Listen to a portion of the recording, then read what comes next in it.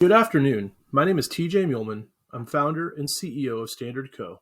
Here with a brief demonstration of our SRSS Digital Tools website, Teacher Edition.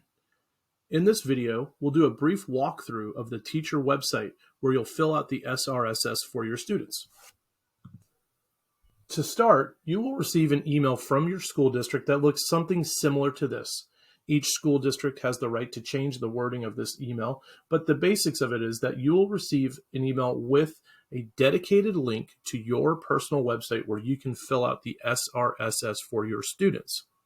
You'll notice that it's personalized to you, so please don't share this email, forward this email, or use it for anything other than conducting the SRSS. In this email, it will also tell you who to reach out to if you have any issues with the website or the tool. To start by clicking one of these URLs in the email. The website that pops up will look something similar to this.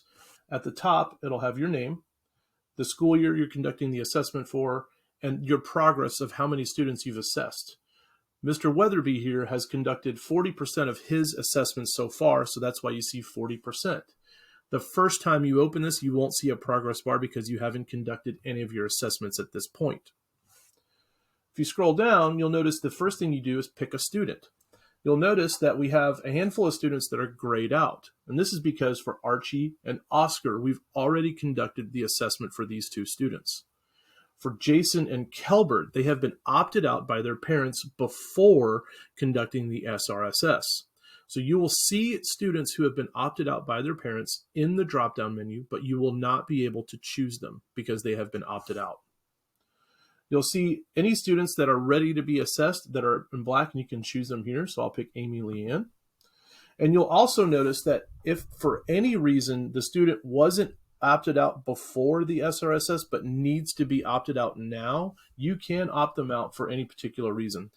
The reasons for opting a student out should be discussed with your school administration, school and district administration, but it does reserve the right to opt them out at this stage.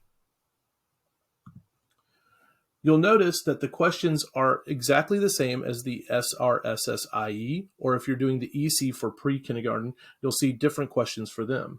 But each question, 11 in total, has 4 different options: never, occasionally, sometimes, and frequently. And you'll notice that if I try to submit this form without filling out all of the questions, I receive an error message. You cannot submit without filling out all of the fields. So we're going to pick Amy Leanne. And now that I've filled out all of the questions for this particular student, I can submit at the very bottom. And you'll see my progress bar went from 40% to 60%, meaning I only have 2 students left to submit the SRSS for. I also had a little message up there that said this has been submitted successfully. I can continue to conduct the assessments until I've completed them.